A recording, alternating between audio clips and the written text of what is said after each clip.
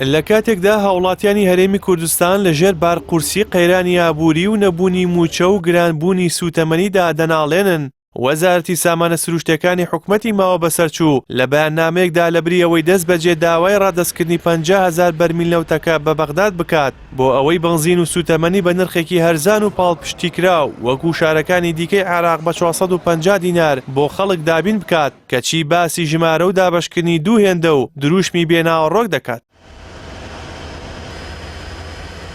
ئەم ڕوونکردنەوەی سامانە سروشتەکان جارێکی دیکە سەلماندی کە بەژەوەندی کۆمپانیاکانی سوتەمەنی و پاڵاوگە حیزبیەکانی وەکو کار و لانازی پارتی هەمیشە لە سەر و خەمی هاوڵاتیانی ستەملێکراوەیە. جێگەی سەسوورمانە لە وڵاتێکدا کە لەسەر دەریای ئاڵتونی ڕەشە نرخی بەرمیلێک نەوت بە 250,000 دینار و لیتری بنزین بەسەر و 2,000 دینار بفرۆشێت، کەچی دەسەڵاتداران تەنیا خەمیان قازانجی کۆمپانیاکانی بنەماڵەیە و گوێیان بە هاوار و هیلاکی خەڵک نییە. گرنگترین قەیران بریتیە لە قەیرانی سوتەمەنی.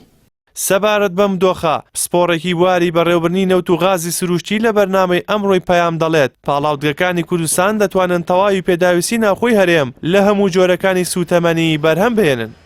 لە کوردستانە ئەتوانرا ئەم قەیرانە ڕێگەی لێ بگیرێت و دروست نەبێت، چونکە هیچ کەسێکمان لەو ڕۆژێکە قەیرانەکە دروست بووە هیچ کەسمان نەمان بیستووە ڕێژەی نەوتی خاو و نەفتە کە سەرچاوی دروستکردنی بنزینن کەم بوو بێتەوە، هیچ هەواڵێکی لەوەمان نەبیستووە. نەمان بیستووە کوردستان پاڵاوکانی کوردستان کێشەی کەمی بڕی نەوتی خاو و نەفتایان هەبێ.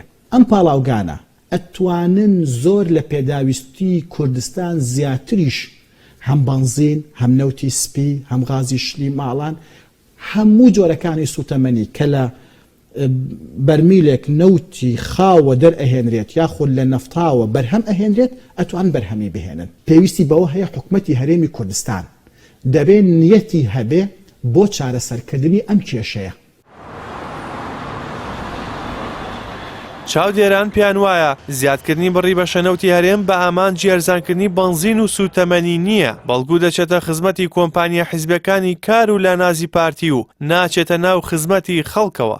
بەو پێیە ئەوەی لە بەیاننامەکەی وەزارەتدا بە ناوی دانوستان و مافە دەستوریەکان دەگوترێت تەنیا پەردەبۆشکردنە بۆ درێژەدان بۆ قۆڕخکاری ئابووریەی گیرفانی هاوڵاتیان دەخاتە خزمەتی بەرژەوەندی تەسکی حیزبەوە نەک خزمەتی خەڵک خۆیان.